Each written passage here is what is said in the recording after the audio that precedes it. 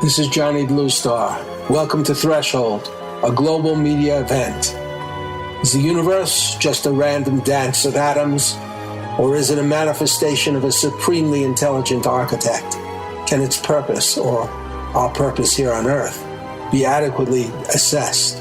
Can we commune with it, know its intentions, cooperate with its direction? Here, we define threshold as a gateway state of awareness, allowing mankind to cross into a place of real cognition. Threshold allows us to approach questions of higher reality through the door of experience, rather than mere belief. Welcome to Threshold, where we tear away the veil from commercial media, bringing our audience and participants into another realm of reality and enhanced communication.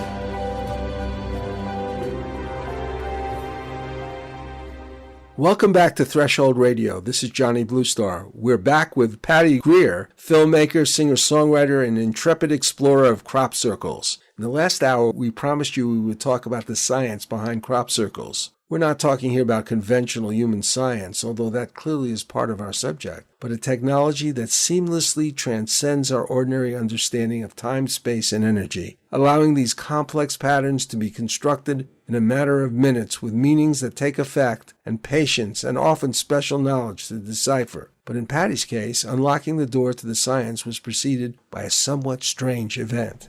Tell us the ghost story so that we can set up what stories, right? Yeah, well, the ghost story leads to actually meeting Penny and learning about what the science is, which is what we'll get into. So I'm speaking at the UFO Congress on Valentine's Day. I had a very good response. I sold a ton of movies, and this woman comes up to my booth and says, "My name is so-and-so. I have an event in Michigan. You have to come speak at our event." And so I threw her a nice price that made it worth it to me, and she said, okay. And I was like, what? Oh, great. So she flies me to Michigan, and it was good enough that I had a wonderful time. And then at night, I met this sweet man sitting in the corner on the couch who said, "Oh, you're the crop circle lady." And I said, "Yep." "Did you hear my talk?" "Nope." "Oh, have you ever seen anything about my work?" "Nope." "Oh, well, it's nice to meet you." He says, "There's somebody I need to take you to meet. Would you be willing to leave here and take a short drive with me?" I was like, "Well, I'm sorry, I really don't know who you are, and you have no idea what my work's about. Why would you say this?" He said, "Well, you're the crop circle person, and she knows a lot about crop circles. And I took her intuition courses and graduated." And I said, "That's nice." He said, "Well, what I'm not saying is that I know you need to go." I'm like, oh, huh. So I kind of asked questions. I said, "Well, thanks, maybe tomorrow." So sure enough, I asked about him. People were cool. I gave his license to a few people. And I went the next evening after I had done my talk. And so it was late, though. We drive out to Penny's, and I meet her. She's got this big spread of a farm, and she's darling little, kind of timid, soft-spoken, very clear-spoken woman. And we're sitting around this round table and talking for hours. I had no idea who she was. He didn't tell me. And so it was like 2 a.m, really sorry, I've got to go. But nice to meet you. She says, "Well, let me give you one of my books." And she hands me this book. I don't look at the cover. I just went through the pages. And I said, "Oh, my God, crop circle nodes. What are they doing in your book?" And she looks at the guy, and the guy looks at her, and she said, "You didn't tell her who I was?" And he nodded no. And I'm standing there, it's 2 a.m. I've been there 4 hours. I said, "I'm sorry, who are you?" She turns the book over, and I look at the cover, and it says Penny Kelly and William Levengood. I was like, huh? She said, "I was the one that really worked with him for the last 15 years of his life. He died last year." How much did you know about him already? Nothing. Okay. The interesting thing, Johnny, is that I've made all these movies with no research. And it was all intuitive. And when I say that, I actually mean it. And most people don't live in the woods and have a pet fox. I do. Most people live in the city. They can tolerate traffic and smart grid and surveillance cameras and honking, and I can't. I'm done. I live in the woods. I got a cabin. I got a friend who's a fox. I have always had a fox everywhere I've lived for 40 years. I don't pet them. I don't invite them in, although I leave the door open, they come in. But my work is this, and I just see things really differently. So I love doing radio shows, but short of that, I don't do restaurants and noisy bars anymore. Do you? Restaurants a little bit, but I'm trying to completely downsize that. Right. So these events, because these beautiful events, the food is so poisoned, it's scary. Yeah. But so luckily we've got these events, these conferences where there's where we can all get together. So she pulls me to Michigan. I get taken to Penny's. Penny and I are like, oh my God, I have to go. I can't believe you're telling me this now. So she says, well, his wake is in a month. Please come back. And I said, this place is like a B&B, right? Can I stay here? And she said, absolutely. Come back. Here's the date. So I was like, oh my God, I'm driving, So I was back a month later, no doubt. But this guy Stan drives me back to the hotel at 2:30 in the morning. Gentleman drops me at the front door. And two of the psychics from the event are standing outside at 2:30 because one of them is smoking. And the other one is this tall, full-figured woman, beautiful face, rosy cheeks, just watching me, not taking her eye off, smiling, nodding. And I'm like, hi. And she's smiling, nodding. And I said, what's going on? And she said, there's a man next to you. Tall, silver hair, silver goatee. And I'm looking around like, no, Stan's in the car. He drove away. He's gone. And he wasn't tall anyway. And she says, there's a man standing next to you and he has a message. May I give it to you? She repeated. So, it's late. I'm tired. But she's the psychic there at the event. And there's a lot of them, but she was respected. And I said, sure. She said, he wants you to know that he orchestrated this and he's really glad it worked. Wow. I looked up. I was like, oh my God. I'll be right back. And I ran through the parking lot, and luckily the guy did a big loop after he dropped me at the front door, and I caught him. And he backed up, and I said, panting, what did Levingood look like? And he explained, tall, silver goatee, silver hair, why? And I said, he's here. He orchestrated this, and he's glad it happened. Those ladies just told me. And this guy that had graduated Penny's intuition courses that are really, really advanced looked at me with a serious face and said, uh-huh. And I was like, oh my God, this is kind of over my head right now. But not really. I mean, I didn't say that at all, but I'm just like, in that moment, can you imagine? I'm just like, whoa, this is real. How cool.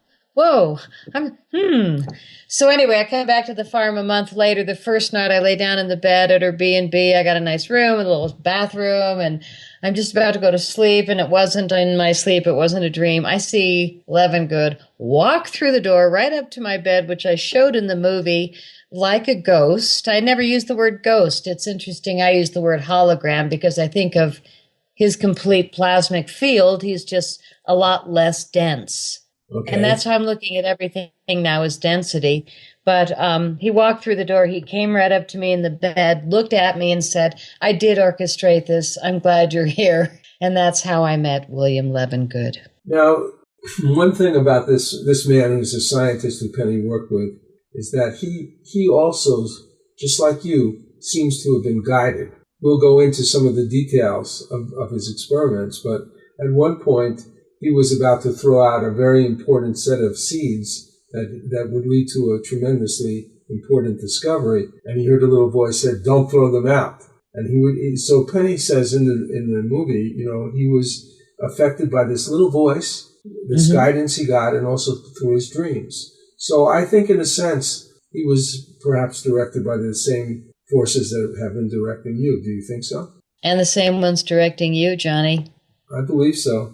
Yeah. We're all doing this together. It's just a different level of mission. They give us each our part. You get to do shows. Well, I do want to tell you. I do want to tell you a quick story, which I don't think I told you. Well, when I was in 6th grade, I wrote a short story, and I was called in to a meeting with the art director, the art teacher, and the music teacher, and they said we're going to turn the short story into a play, which turned out to be a musical, and it was about alien abduction. And so my short story in 6th grade was made into a musical, which I saw with my parents and the rest of the school. So that was like an introduction. That just was like an intuitive thing I did. I didn't know what alien abduction was, but I had them abducted, these kids abducted by a flying saucer. So it was there from a very early age, you might say. And you hadn't been told to not talk about that yet. Yeah, no, I wasn't. I was always interested in this stuff. Matter of fact, you know who Mac is? I forget his first name. The guy in Harvard who did all this research on abductions. I talked to him before he died, He probably did. Well, what I'm saying is that that interest continued throughout my life. Every aspect of it, especially something perhaps I'll tell you about another time. But the point is that, I feel there's a specific reason that I was so interested in talking to you and so sure that these crop circles are something like an amazing type of message, which I think that you are focusing in on this film. And this has to do with a new type of technology, a new type of approach to our whole worldview and our whole life. And there are so many different parts of it, but part of it is what Leavenworth was primarily concerned with, which was, seeds and plants and things like that, and the ramifications for other types of things. Correct? Correct. Absolutely. We have to take a break, and we will go directly into some of the studies of Leavenworth about the seeds. Great. But first, here's a clip of a beautiful song by Patty Greer, Are You the One? We'll be right back.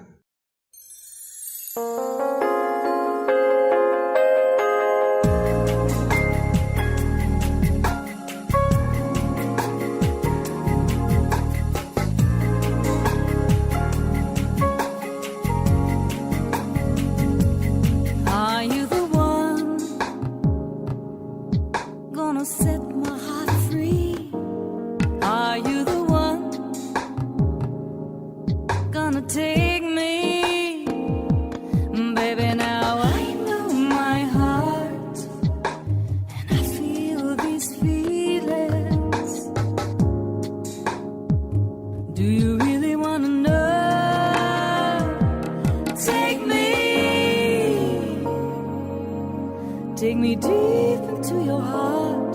Show me, are you the one? Gonna dance me round till the morning comes. Are you the one? Gonna let me be your only one. Show me tricks that I've never seen. Let me be the queen of your life. Right now, take me. It is the 15th century. El Tesoro de Cielo, a Spanish treasure ship, sends a scouting expedition to a strange island. Golden statues surrounding them prove the enormity of their find. Suddenly, hordes of ghoulish creatures with scaly green flesh and skeletal wings descend upon them from the sky. What do you think of this, Rufio? These creatures are fragile, Captain. We can take them with our swords. They seem supernatural. Who knows what powers they possess? Fallen angels, weakened by their treason. By God! Are you saying they're Nephilim, the devil's host? I'm saying, whatever they are, we can take them. Do any of you cowards dare join me? Up against sharp knife-like nails and hideous fangs, the men's swords rip into slimy green flesh. Though black blood pours copiously from their half-naked bodies, creatures miraculously persist. Can the crew survive this bloody, cursed battle? Find out more by Googling The Thrice Born, a new sci-fi supernatural novel by Carlos Lopez Avery and Johnny Bluestar. Google with the words Carlos Johnny Kendall, The Thrice Born. That's Carlos Johnny Kendall, The Thrice Born. If you like Threshold Radio, a program which deals with core issues affecting our personal, political, and spiritual lives, and advocates the creation of an enlightened, informed citizenry, not only in America, but throughout the world, then you might think of supporting both your product and business and our message by advertising on our show. All programs are archived and are supported in various ways, including social media, our outreach being broadcast weekly on VegasAllNetRadio.com, a very advanced internet broadcasting station, but also archived directly on our websites on YouTube and in SoundCloud. We believe in time we will have a very broad outreach. Through New Galaxy Enterprises, our parent company, we can create a wide range of marketing and advertising components to complement your advertising on Threshold Radio and increase your outreach in many creative and exciting ways. If interested, just go to www.thresholdradio.com and fill out a contact form with your interest. That's www.thresholdradio.com. We're back on Threshold Radio with filmmaker and crop circle explorer Patty Greer. Patty and I were talking about the work of a scientist named Leavengood, and Penny Kelly was his associate for many years, and in the movie she takes a part in relating some of these these experiments along with Patty. And these experiments are really, really important. But they seem kind of simple in the very beginning, but the ramifications become more and more important. Like, for instance, talk about the nodes. Yeah, the nodes are where we actually have biophysical evidence, they call it, where scientifically, as they look at a plant structure, this is what really surprised me, so many things that Penny said. Mainly plants are cellulose, which is plastic, and within a plant you've got a liquid that keeps it alive. Mm-hmm. So this liquid, when hit with crop circle frequencies, starts to boil. And that's when these support system of these plants, these stalks, these crops, becomes affected, where we see biophysical changes that are atypical. So when you've got a stalk of wheat or barley or corn, every 5 or 6 or 8 inches, you're going to have a node. And a node is just a stronger support area that the plant naturally builds to support itself to grow taller. Mm-hmm. So there's a node, every 6 inches up a stalk of wheat. But in a crop circle, where you see the bend of the wheat, most of them can be, even at 90 degrees, hundreds of thousands of them in an acre or two, side by side bent like that. Something happened to that node that was atypical. Something happened to that node where the plant was boiling at a particular temperature in that area of the plant, where the plant was told to bend over sequentially to every node around it for an acre, and then the others were told a quarter acre to the left to bend to the east. You know what I'm saying? They're all informed before they know where to bend. And then when they're hit with these spinning vortexes of frequencies, which we will explain, it's so heated up inside that stalk of plant, which is cellulose, that it bends as it's told. And when it cools later, as we look at a piece of wheat and we see this elongated node, you've got these physical manifestations of something happened to that plant. And a lot of them you can actually see like a burned bubble where it exploded and then opened so the steam could come out. Now, what could cause a field of plants to boil but not burn down?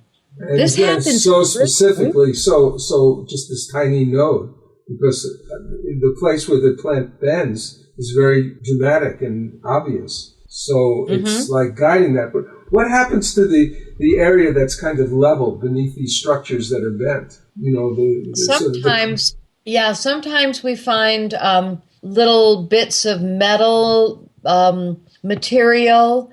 I remember going back to the research center one day when it was really rainy, and I heard about this new crop circle out behind the barge, 3 circles, simple, somebody flew over it. But, the regulars, the crappies that come back every year from all these countries, they don't want to go out in the rain. It'll be sunny later or tomorrow. They'll just sit in there and sip tea and cakes and, socialize and talk about things. I'm like, I came in from America. Every day counts. It's expensive. And I got a camera. I don't want to miss anything. So I dragged my camera out. I had no training. I've got this big tarp over me with a hood because the manual said don't get it wet. It really meant don't go out with your camera when it's raining, but I just put it under the tarp with me and went out. So when I came back to the research center, I said, it was pretty simple, but there was this silver stuff in the middle that was kind of floating and weird in the rain. And the head of the research center was like, you what? You didn't bring any back with you? And I was like, no. And he just stopped. I was like, he goes, no, seriously. Would you be willing to go back with this? Here's a spoon and a bag and bring some back. And because I really liked being in the front line over there from the start, which I don't know how, then I was led, I went right back and did it. So, we can see biophysical evidence of things happening in the fields, but Levengood and Penny had actual examples of leaves of wheat that had been covered with this reddish material that had hardened. And when they peeled it away and they tested it, they found that attached to the front and back of the leaf, which meant it had to have been molten, was iron ore. Wow. Iron ore has to be 1,200 degrees to be molten or more.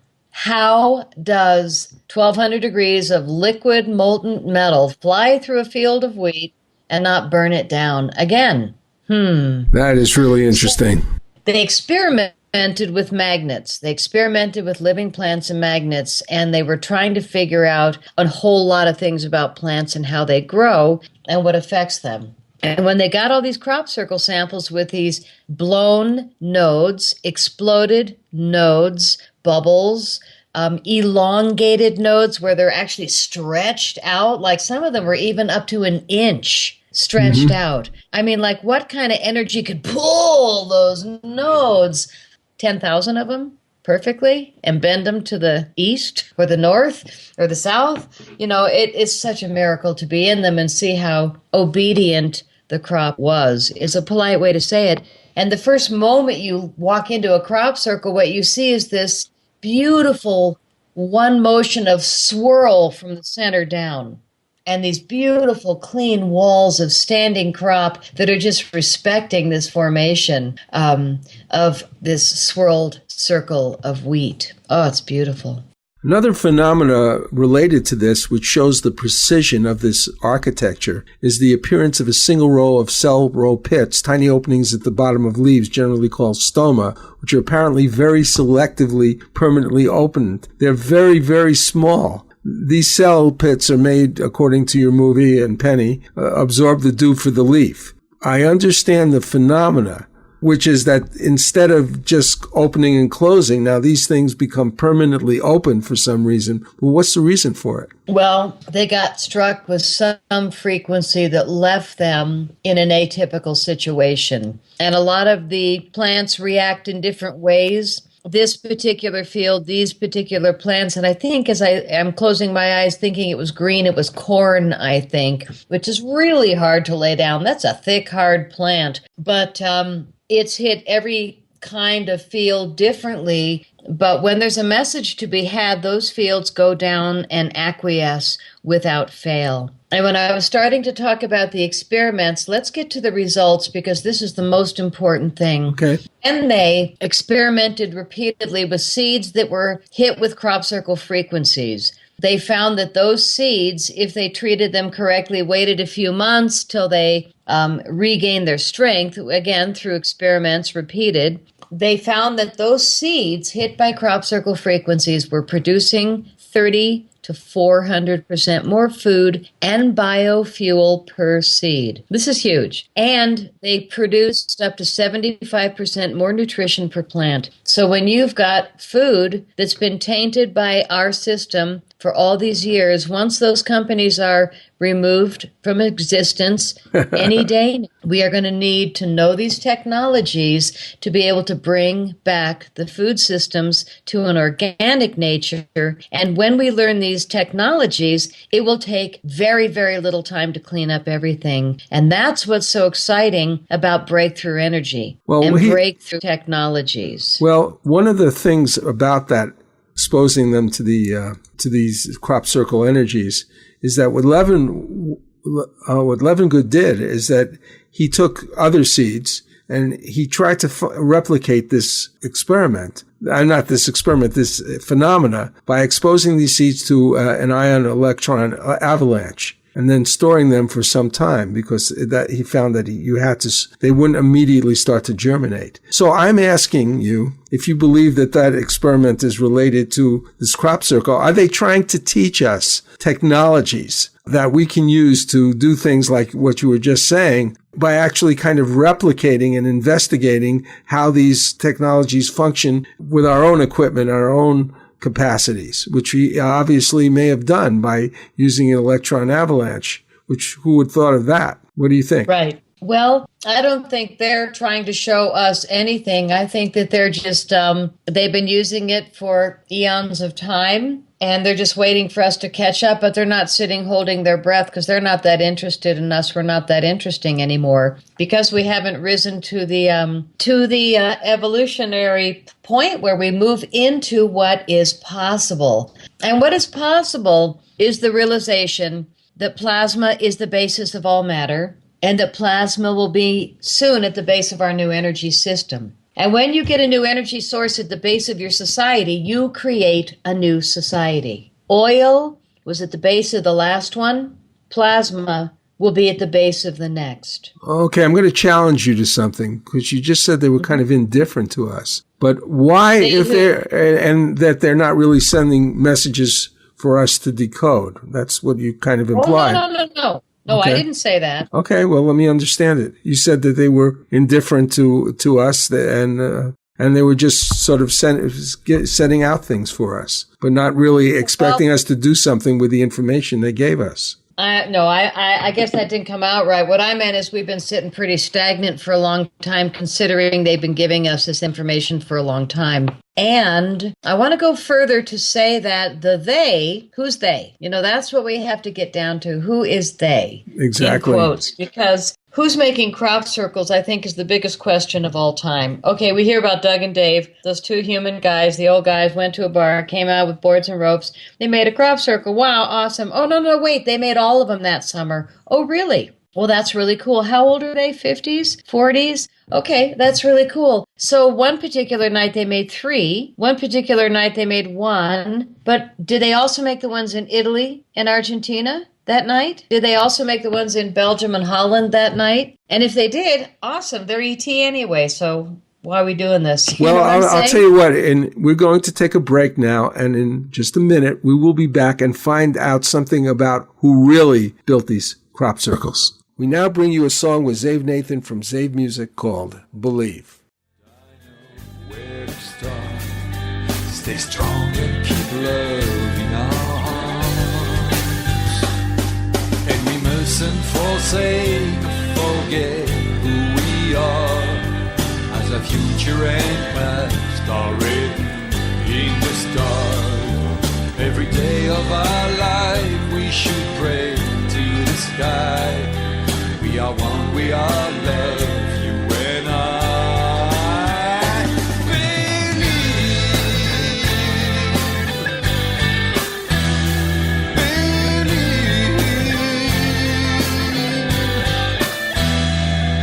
When we finally unite and live here in peace, then the greed and the wars and corruption will cease.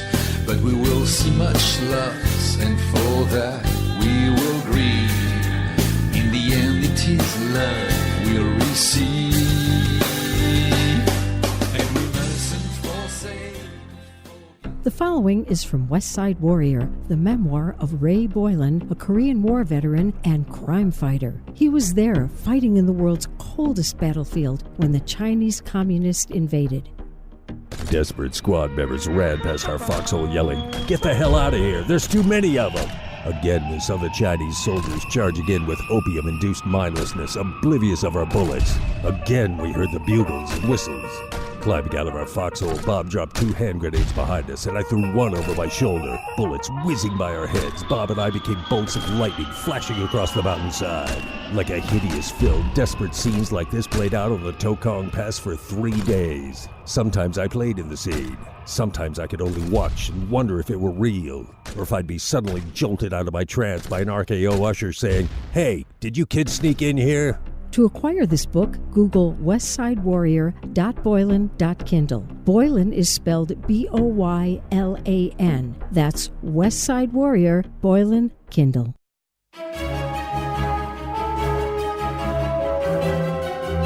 I've worked with Russian composer Edgar Aron for quite a few years, building an inventory of songs, many of which feature singer-performer Patricia Welch. We will soon be releasing these songs, components of an album and a musical in progress called Hadley's Castle. When Edgar and I first got together, I was amazed by the brilliance of his musical scores created for movies, TVs, and animations. Here is a sample of the work he did on the Russian TV series, available now on Amazon, called The Secret Agent's Memoir, which had 2 seasons.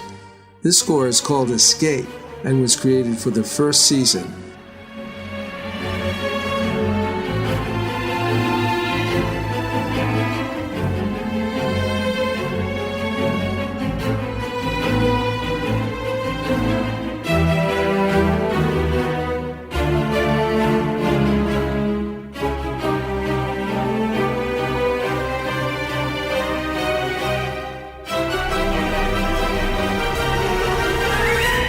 I am very pleased to say that Bridge of Light Productions, a division of New Galaxy Enterprises, is proud to be the contact point for television and film companies seeking information about this amazing composer's work.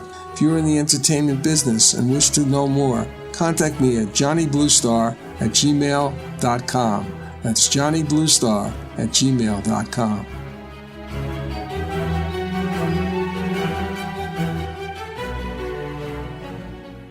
We're back with Patty Greer, and we are discussing the great mystery of the crop circles, which is who are the entities or people or whatever who actually are building them? Who are the crop circle builders? Crop circles, after the experiments were done, they discovered that what's happening is that we have counter-rotating, spinning little tornadoes called vortices, literally vortices of spinning frequencies, literally spinning plasma frequencies, and everything is plasma. So now we're getting really small here. So you've got all these spinning plasma vortices, you've got them coming up in pairs, and shortly thereafter, a crop circle appears. What happened to me in my very first movie, after having a contact experience in 2007, next thing I knew things I didn't know a minute ago. And I started filming all these things. I came home with all this footage. I hired a kid on Craigslist. I made my first movie, and through this telepathic communication, laid out 77 minutes and found this communication between two balls of light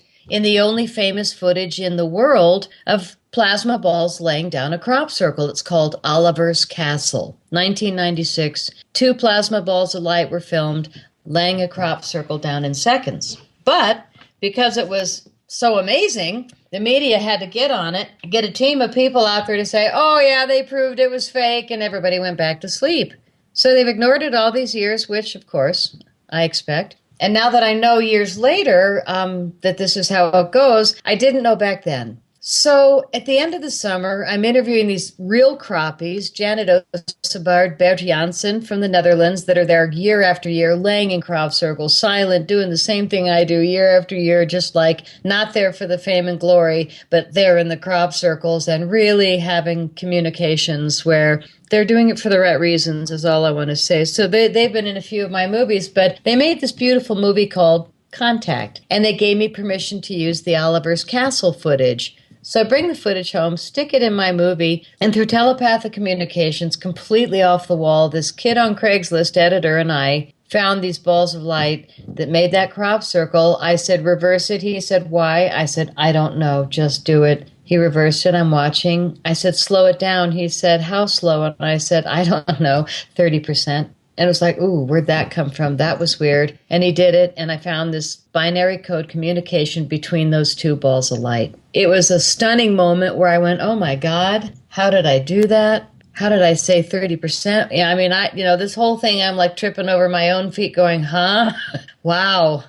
That happened. I know that just happened. So it's kind of interesting, and everybody knows who's had contact. Once it happens, you can't deny it. You know something, Patty? Patty? One thing that occurs to me, like this, describing what you saw but when you were editing Oliver's Castle, is that even though we're talking about these things, like the stoma or like the nodes, even those little things, and the bigger things about the crop circles being formed, you can't imagine this just until you see this movie, because the movie itself is integrated with these amazing patterns and sort of discoveries and photographs that it really pulls it together in a way that I don't think words can be adequately handled. Well, thank you for that. You know, I sent a link to Alfred Lambermont Weber, and he wrote an immediate review that said this needs to be a science textbook for all agriculturists, futurists, high school kids, college kids. It really does. Penny and Levengood's work was absolutely phenomenal. And because they proved that the seeds improve the quality of plants to the point of exploding away all these companies that are trying to destroy our food system, the money was behind hiding his work. And so they created this lie that flooded the media. And the lie was this. He didn't have a PhD. He lied about it. Yeah, look at this piece of paper. It says Dr. William Levengood. He didn't have a PhD. He's a liar. Let's debunk him. So nobody talked about him anymore. His stuff went away. So here I meet Penny. I'm like, so what was the doctor thing about? When she told that story, I was almost in tears. Levengood had a speech impediment. And when he got excited or upset or people were in his face, he stuttered and he couldn't speak. He had done the complete schooling for his dissertation. He completed everything for his PhD. He knew the science. He had been in the lab enough years. And when he went for his final thing, they threw in some person at the last minute who replaced one of the 3 people on his panel. The guy hated him. He was jealous of him. And sure enough, at the last minute, he got up, got in Levengood's face, and completely intimidated him, and then started yelling, and if you can't speak, we're not going to pass you. And Lefty walked out. And he said it was the only time he almost committed suicide. And at the end of the story, punchline is the National Academy of Science invited him to speak in Washington on the atomic structure of glass. He had written major papers in over 40 periodicals that were highly respected in a variety of scientific fields. The man was a genius. And this PhD story rocked his world. And this guy was so committed to making sure his work didn't get out or paid to do that piece. Who knows? And it worked. And even the most famous people today, 2016, May 26th, were still spouting, Levengood is a liar. Levengood was proven a fraud. Yeah, talk about something And I watch these people because I'm working with the real person that was in the lab with him, not the one that posed, not someone who's still carrying on the name that he used to be a part of. And with all due respect, Levengood and Burke have both died. BLT was his organization, Burke, Levengood, and Talbot.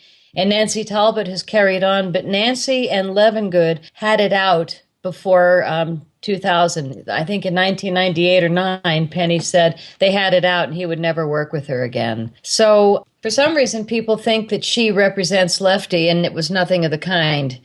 They've separated. She just kept their name, which included his, unfortunately for him. And so he was not at all somebody who lied about his name. And when the Academy of Science wrote him and said, we were inviting you to Washington, D.C., he said, with all due respect, I don't have a PhD, I'm sorry. And they wrote him back and said, with all due respect, you have the scientific equivalent and the complete education. We are sorry about your experience, and we consider you an honorary PhD. Please come to Washington. And so for the remainder of his life, he would never say PhD, but occasionally he would sign his name Dr. Levengood, Dr. William Good.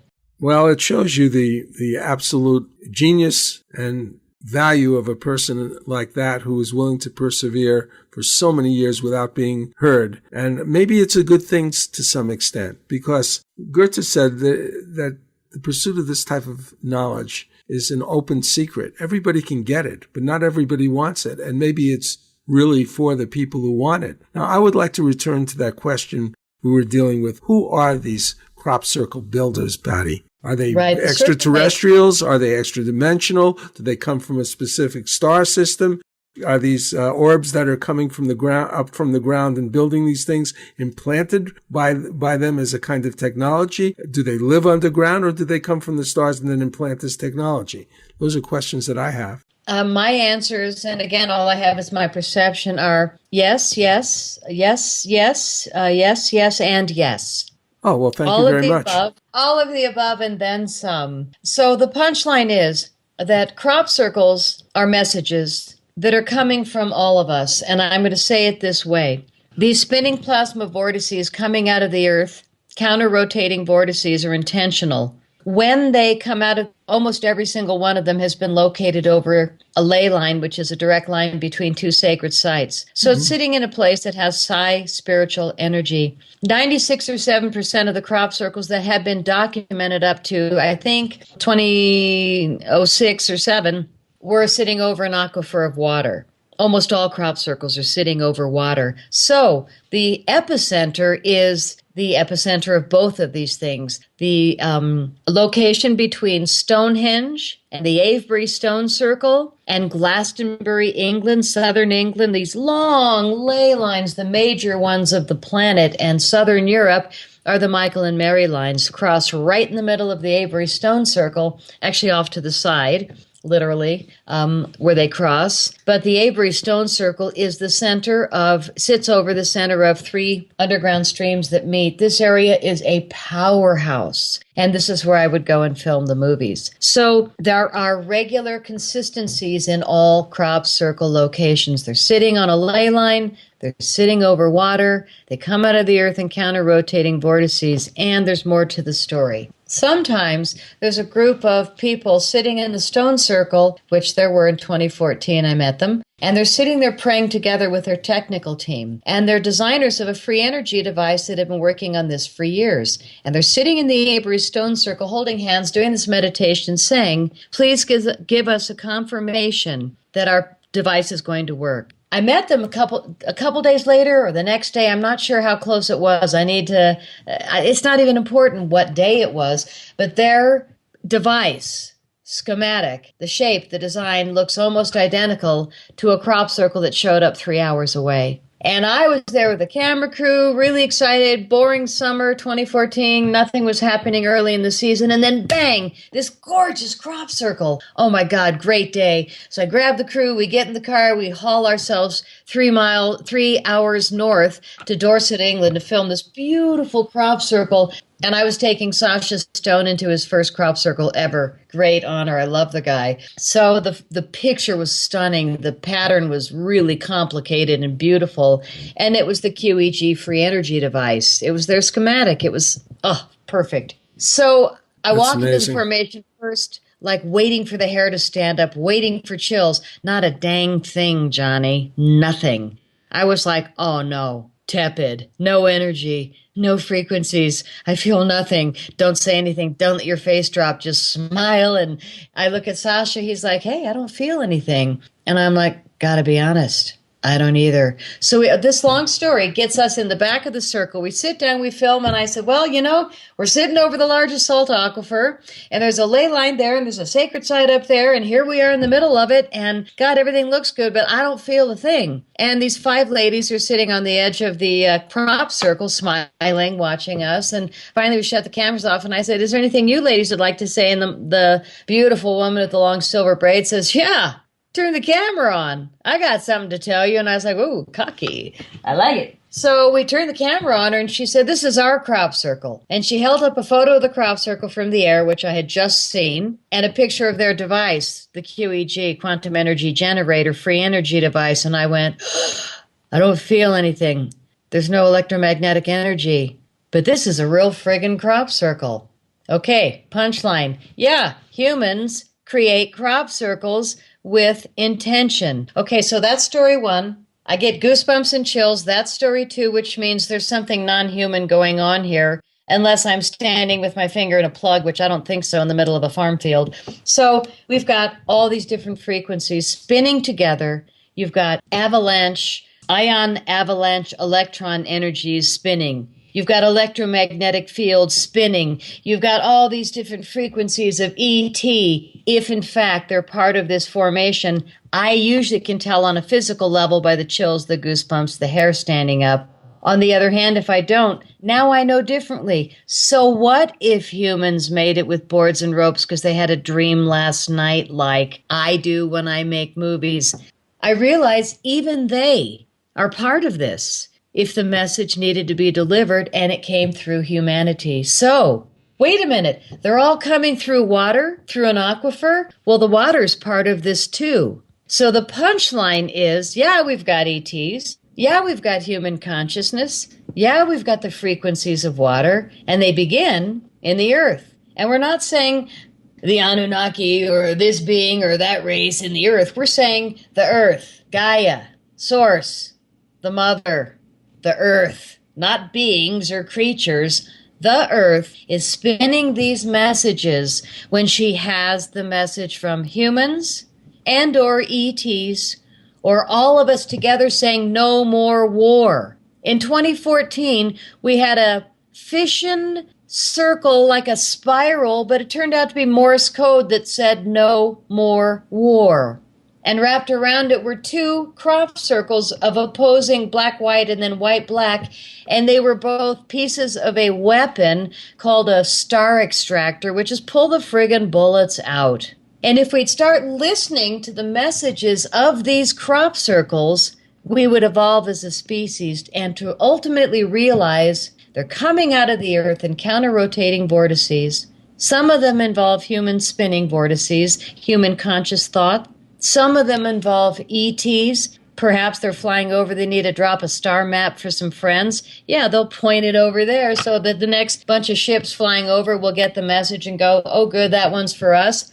Little Patty Greer, the silly American, walks in and goes, ooh, good buzz, hair standing up. Oh, yeah, this is E.T. And so I do it with some humor, but truth is, it's all of us working together. Truth is, the messages are for all of us as well.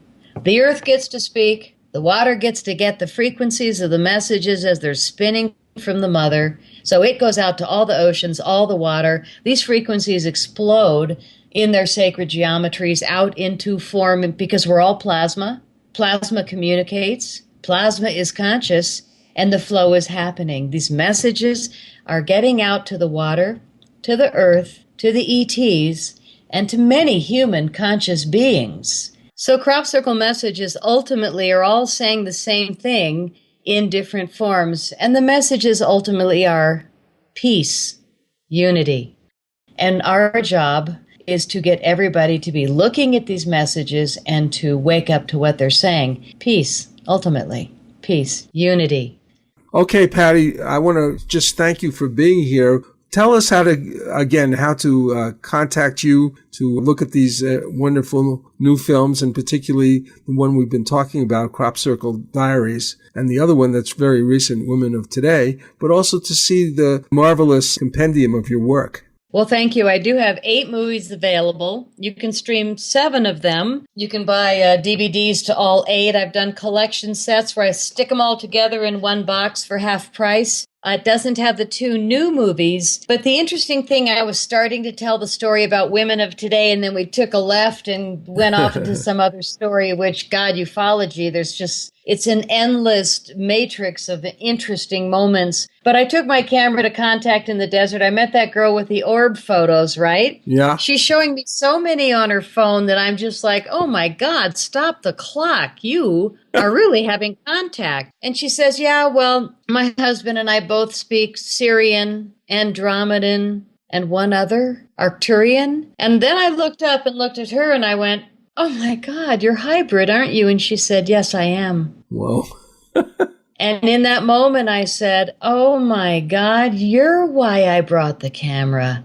And the beam of light that came out of her smile, I was just like, oh. And next thing I knew, I was filming Amazing Women. And I date men, but I was filming Amazing Women. And I was like, all of a sudden, I remember this incredible song by Faith Rivera, a wonderful musician. And it's called The Women of Today. And as soon as I got home, I had filmed this beautiful girl and a gorgeous black woman. And I said, what do you do? Like waiting for something, to blow my mind. And she said, I'm a psychic surgeon.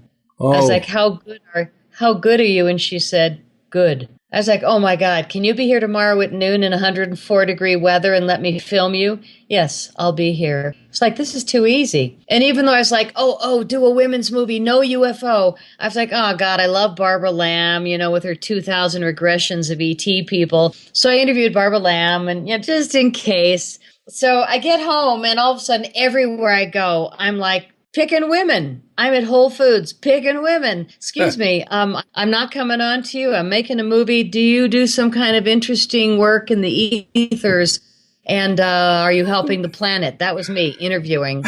And I got the most interesting women. And so there's 33 women. And I said, yay, my first non-UFO movie. And then I went, wait a minute. I don't talk about the hybrid, but we do, talk about the psychic surgeon. Let her speak. But then I've got 3 different women working on the Mars mission. One of them has actually been building shuttles between NASA and Boeing. She's the liaison for years. Wow. If she's working on the shuttles that are hauling people to Mars, it's like, are you allowed to talk about this? Oh, yeah, there's a website. I said, really? She goes, yeah, nobody knows to go to it, but there's a website with photos.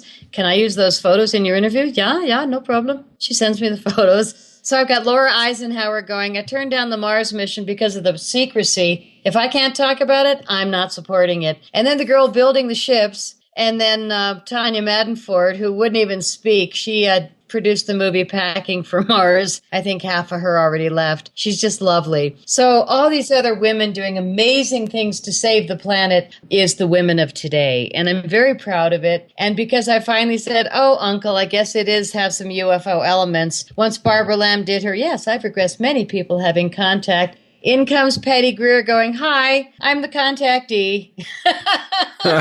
Uncle. Well, I better start streaming that one because that's one that I haven't seen yet. So, the women today is fun. And maybe we can discuss that more on a later occasion because those people seem very interesting indeed. Oh, yeah. Yeah. Well, they're always telling women, shh, and go under that burqa. But you know what? Good luck on that. We are acupuncture points. We are recreating our space because we don't want our children hurt. So let's fix this. That's what the women of today are doing. And I'm really proud of us. And the great men out there doing things like your show. Thank you, Johnny. You're welcome, and thank you for coming. And pleasure. I hope you'll come back. We'll see you soon. I will. Terrific. Okay. So long. Cheers. Bye-bye. Bye-bye.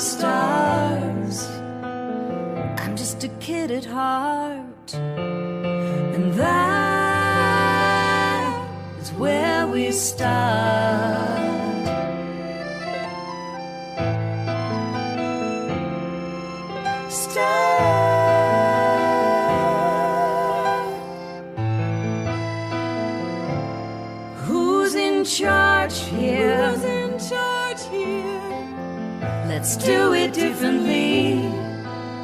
It's sickening all the people, and it's killing all the trees. It's falling in our eyes, and it's getting harder to see the beauty that is our world and the freedom to be free.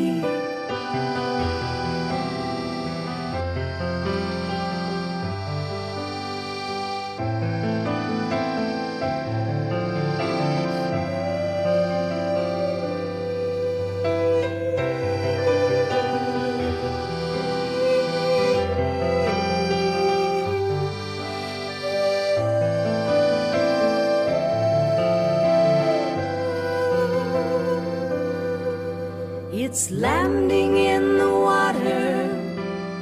We know it's in the air. It's time for you and me to show we care. Say no to GMOs hiding in our food, and no to fluoride in our water too. Who's in charge here? Who's in charge here? Let's save this family and do what's right for Earth and you and me. Step into the new way, where we live in harmony.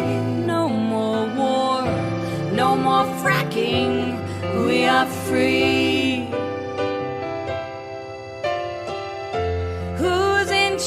Here. Who's in charge? Let's do it differently. Sickening all the people, and it's killing all the trees. It's falling in our eyes, and it's getting harder to see the beauty that is our world and the freedom to be free.